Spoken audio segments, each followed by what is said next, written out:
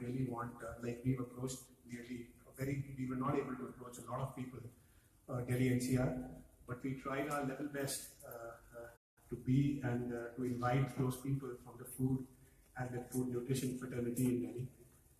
We were trying to do this for the last 1.5 years, but unfortunately the time was not right and we were not getting the right kind of avenues to actually do that.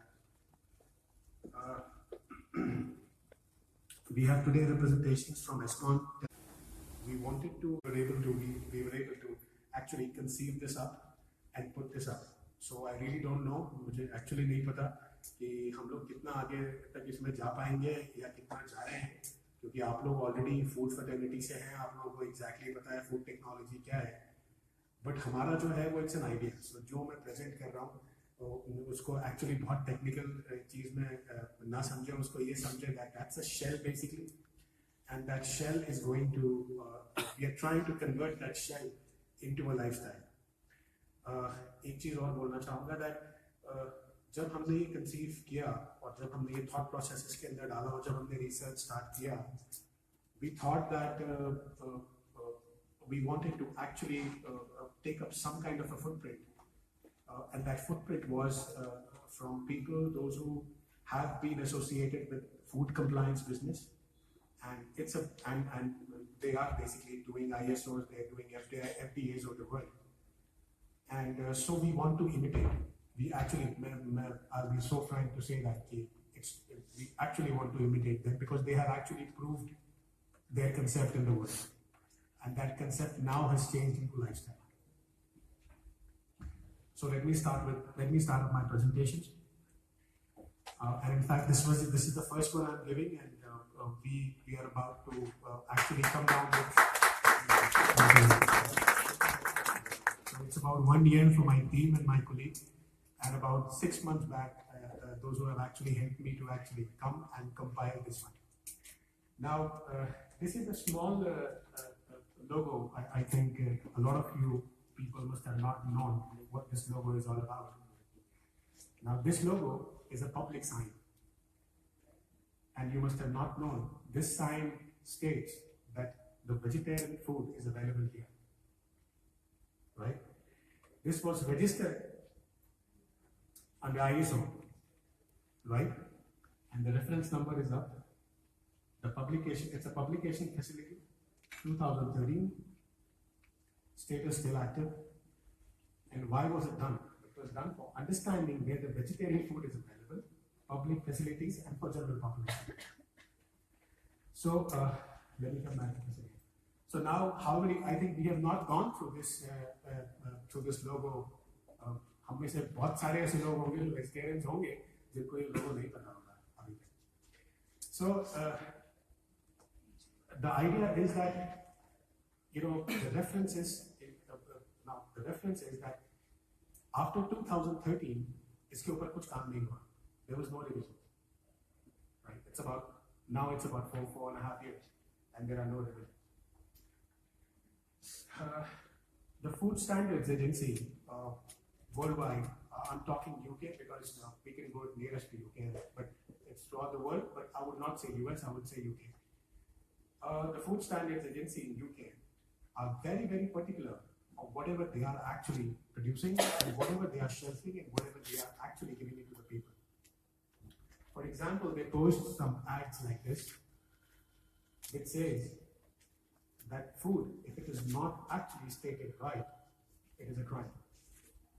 And there is an entire different cell for that, for where you can actually go and complain that it's basically, it's a cell they have done. Now, what our idea is that, my idea, just before coming to it, my idea is that by and large, I really just want to mention you that what we have researched is this is a small glimpse of the Indian food industry in the next year. In the next few years. Right? Now, it's about 1.1% growth in about a year in the restaurant and in the restaurant and hotel business in India, which is quite amazing. You don't see that growth usually you don't see that growth. The retail business, the overall retail business in India, 65%, 60 to 65% is all food and grocery, and rest is 35 to 40% other products like whatever we go, whatever we wear, maybe some cosmetics, everything. Actually, our government is putting a lot of money to establish the infrastructure development for food processing in India. Our 12-year plan actually says that, and the figure what you see is in millions.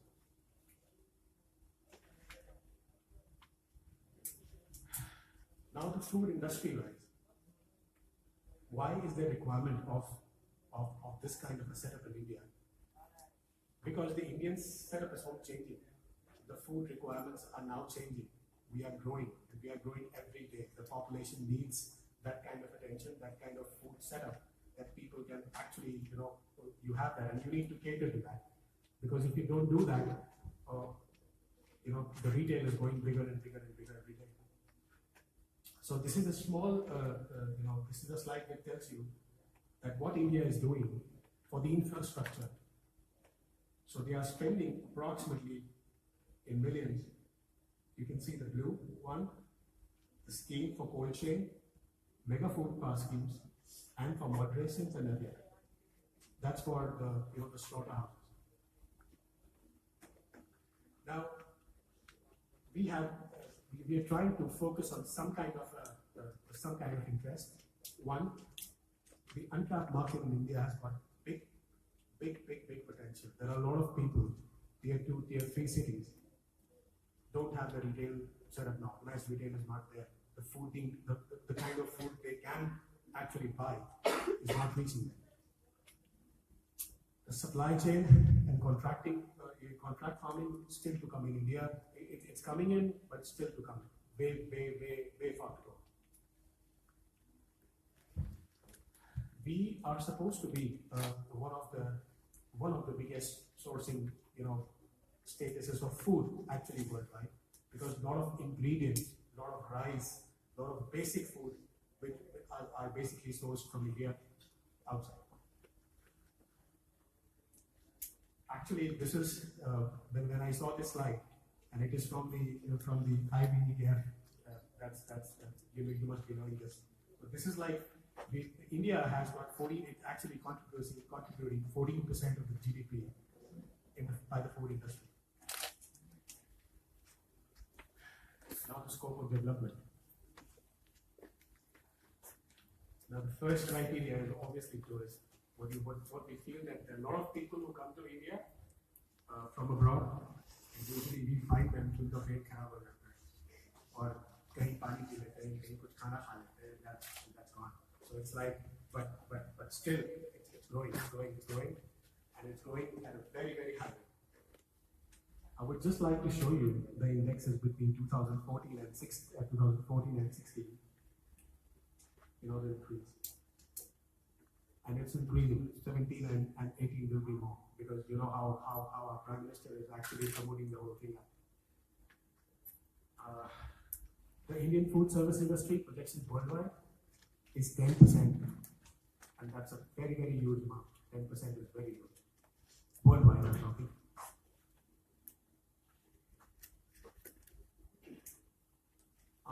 When I was going through the presentation and we were doing it, and when I was trying to come to India to do this, there was a small hesitation in my mind, and I wanted to put this in my presentation today.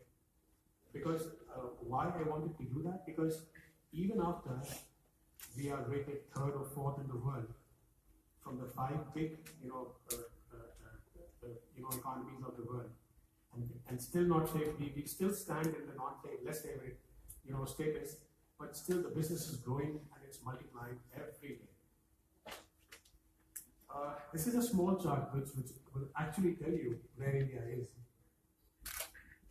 Right? So we are actually on the third. We are you can see the reds, and you can see this starting a business, dealing with construction permits, getting electricity registration properties, getting credit, protecting minority investors, planning taxes, trading across border, enforcement contracts, resolving insolvency, and overall. So overall, we get relatively less favorable business, but that's an index from the KPMG, which they just gave in about last week. I can share this with you if you want. The retail is going to be what I'm trying to say to you.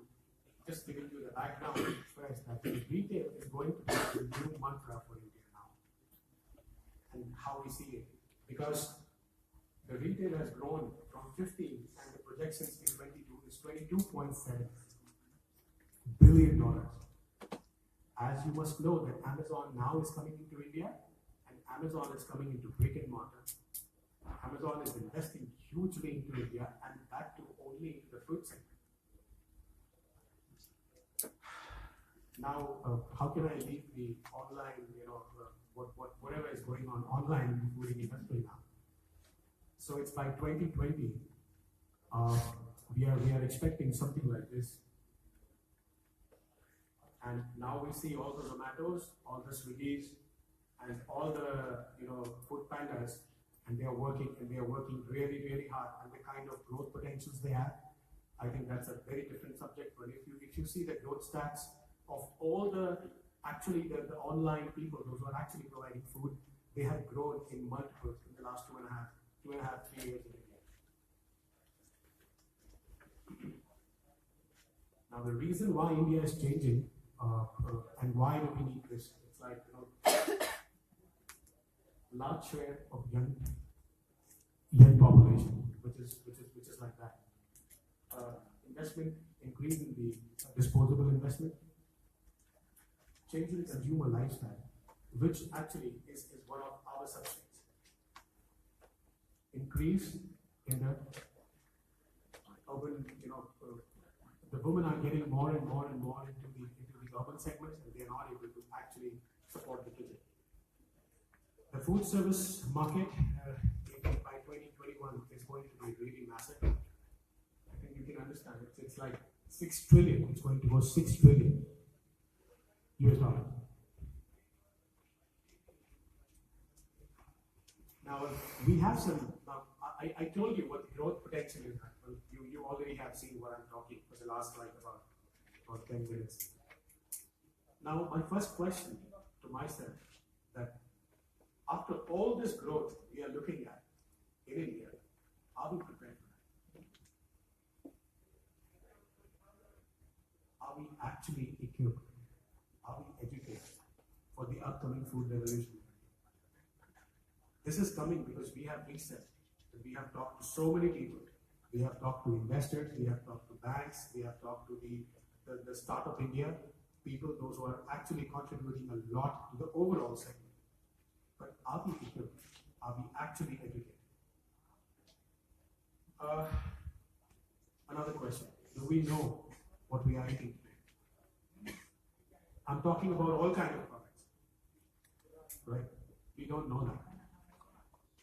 Prepared, packed, shipped, and retail. We don't know. Now, it's a little bit more complex, but that's the same thing. But are we? It's the fate of India as far as all this growth is concerned. And if there are no regularities, there are no compliances, do you think the customer is ultimately going to suffer? Because we have seen this in later in the last so many revolutions in India. Last time it was you can say that what happened to the real estate actually, because there was no compliance, there was no regulatory bodies, and it always happens like that in a country when there is a economic revolution, the growth stats actually grow in multiple folds. It's a geometric progression. And when that progression happens, the government has to take control. They give you regulatory bodies so that it's all sealed. It is all sealed because ultimately it's the consumer. It goes to the consumer. Okay.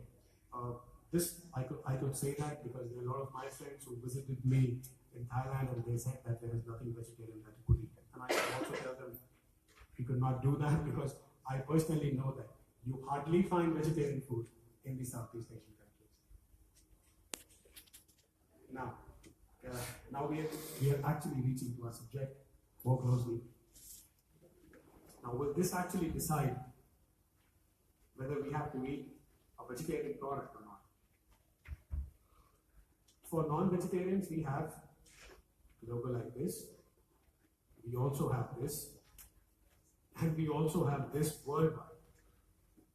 Right? Different countries adopting halal certifications, and they are actually giving them a certificate, telling that it's a halal product. Now, halal is not just a compliance, and that's a statement. It's not just a compliance. It has now converted into a lifestyle over the years. Let me show you how. Let's start with halal tourism. I think there are a lot of less people who know about halal tourism here. I don't think so. Now, halal tourism is a big, big business now in the world. Right? Now, who are the people who are actually the guys? And I'm not saying this, Amity was just saying it. 30% of the people are 15 to 29 years old. High spending power people. Tech savvy. Heavily rely on word of mouth. Travel boats, they want to travel to new places. They are very highly educated. Now, this will tell you what exactly and how it is growing. In 2014, 108 million visitors, right? In 2020, they are expecting 150 million visitors, $200 visitors. The halal movement will actually, why am I trying to put this slide to you? Because it's not only now Muslim, that we are talking about Muslim society, but now it's like, the women are coming out and they want to plan their, holidays out. Halal travelers they have different needs and expectations. Halal travelers unlocks that destination for non-Muslim areas. They really want to travel to places which are, non-Islamic countries. Now, halal cosmetics, that's also one of the compliance. So we have all kinds of halal cosmetics available. Just to take a feel, they are actually certified by halal.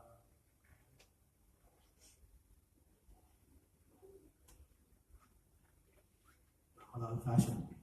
The last fashion week we had was in London.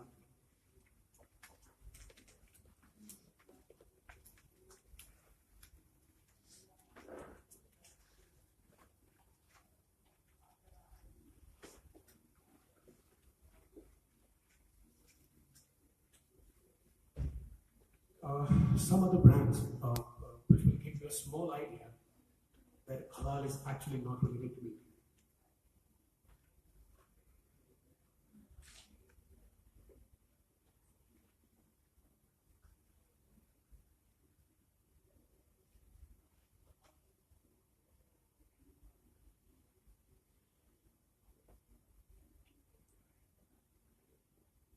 This is quite interesting that they have actually developed a testing device, to see whether there is no pork involved in the food.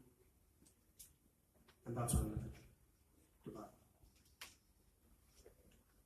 Halal has gone beyond meat. Exactly in all these segments which you see, they are available in cosmetics, drugs and vaccines, Islamic finances, pharmaceuticals, logistics, foods, obviously ingredients. Some other prominent compliances of the world. Maybe everybody knows. APAC, everybody knows.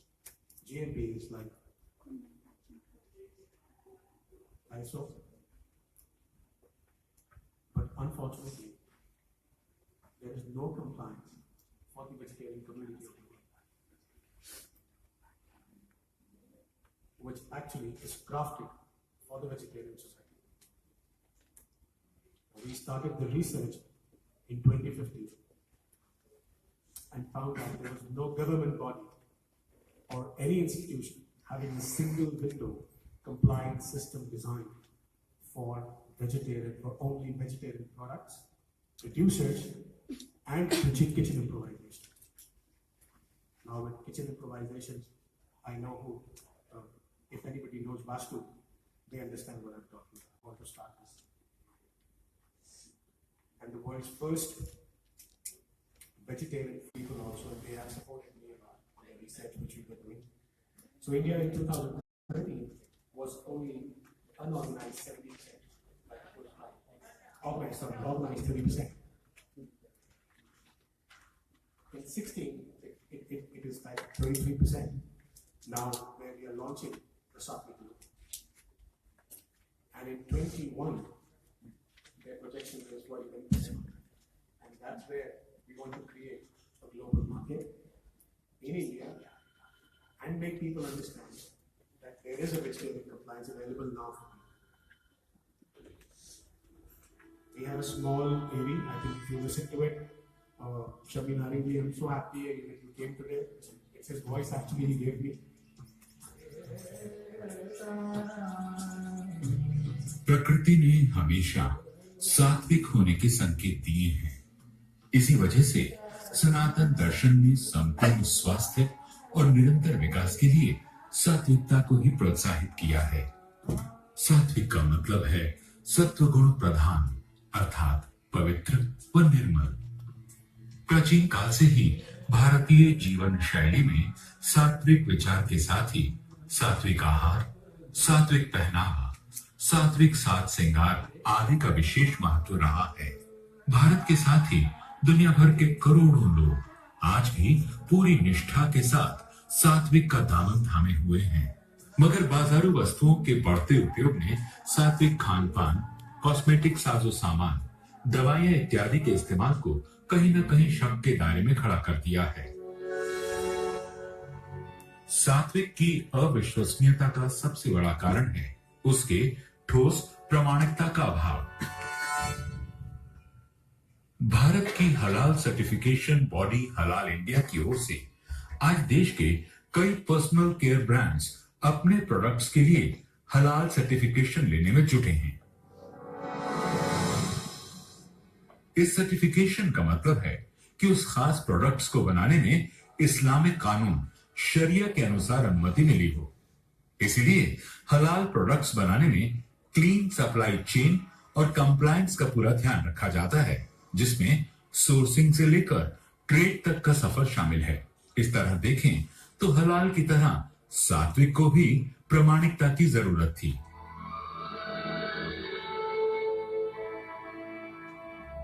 इसीलिए आज सात्विक India council की स्थापना की गई है। सात्विक India council की पहल से आज सात्विक को लेकर उपभोक्ताओं का भरोसा जीतना आसान हुआ है। सात्विक के सर्टिफिकेशन से कंज्यूमर्स और ब्रांड्स के बीच फेथफुल रिलेशंस बन रहे हैं, जिसमें शक और शिकायत की कोई गुंजाइश नहीं रह जाएगी। अब सात्विक की विश्वसनीयता पर कोई भी सवालिया निशान नहीं लगाया जा सकता। उदाहरण के लिए, जो कोई प्रोडक्ट सात्विक के मापदंडों पर खरा उतरता हो, जैसे कोई रेस्टोरेंट अपने पूर्ण सात्विक होने के लिए वैदिक शुद्धता के साथ वास्तु नियमों का पालन करता है, तो उसे बेशक सात्विक रेस्टोरेंट माना जाएगा। आज दुनिया भर में सात्विक अपनी शुद्धता और निर्मलता के नए चेहरे के साथ उपभोक्ता के बीच खड़ा है। इसे एक नई पहचान मिली है। सात्विक की ये नई पहचान इसे भारत के अलावा पूरी दुनिया में बाजार का असीमित दायरा देने को तैयार है। आज सात्विक ग्लोबल मार्केट अपने लक्ष्य की ओर अग्रसर है। सात्विक की सफलता मानव जीवन के कल्याण का आधार है, क्योंकि सात्विक धर्म नहीं, जीवन शैली है।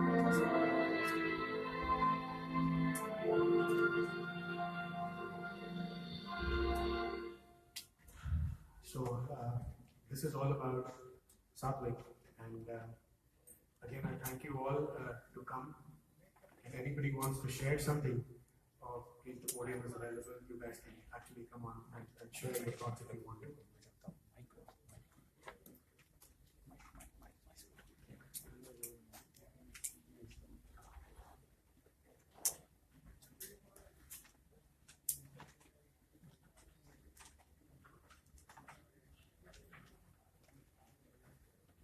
Abhishek, thank you so much for that lovely introduction.